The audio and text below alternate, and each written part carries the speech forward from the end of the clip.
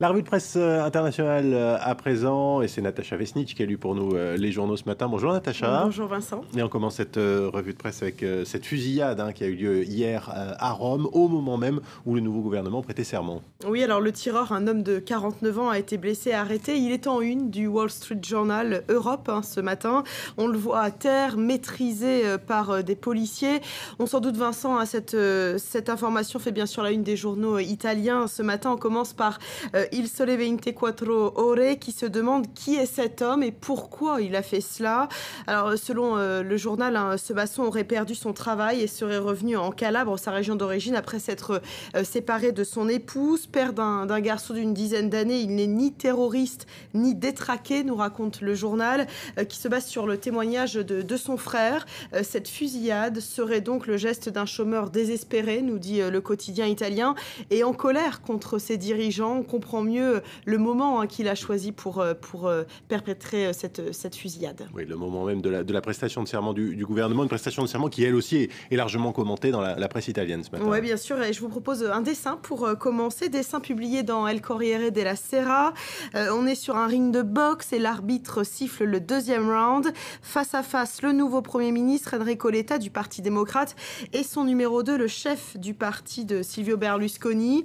Et dans les chaises, prêts à les remplacer, Silvio Berlusconi et Pierluigi Bersani qui avaient échoué, on se rappelle, à former un gouvernement. Alors le Corriere della Sera signe un édito sur les attentes des Italiens et sur ce nouveau gouvernement d'union nationale, Vincent, qui est un signe de pacification, nous dit le journal. Retour à la réalité, c'est le titre de l'édito. Retour à la réalité, car tout le monde a dû faire des concessions, nous dit le journal italien.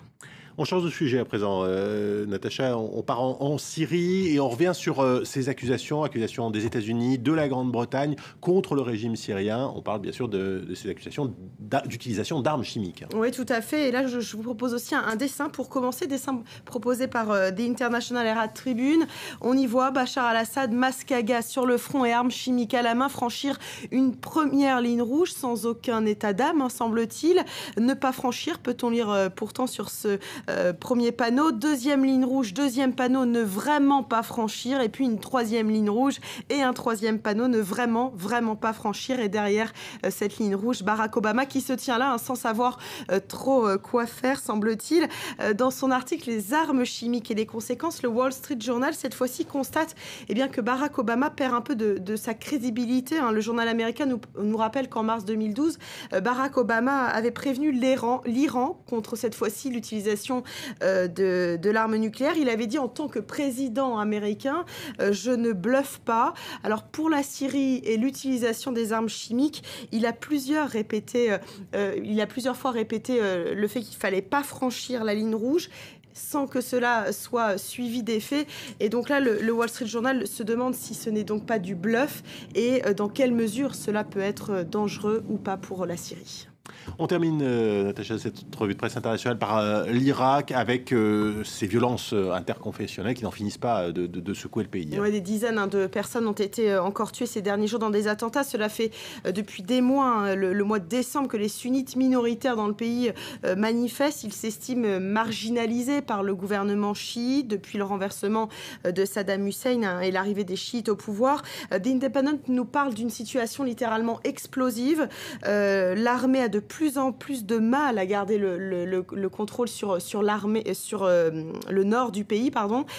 Beaucoup de soldats désertent et Bagdad commence à parler d'une partition du pays. C'est un problème de confession religieuse, nous explique le journal britannique, mais pas seulement.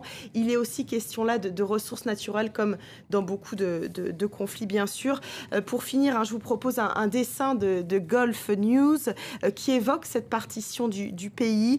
Voilà, une scie qui est en train de diviser l'Irak, cette scie où est inscrit le nom du Premier ministre irakien, Nouri al-Maliki. C'est sur ce dessin que s'achève cette revue de presse internationale. Merci Natacha Vesnic.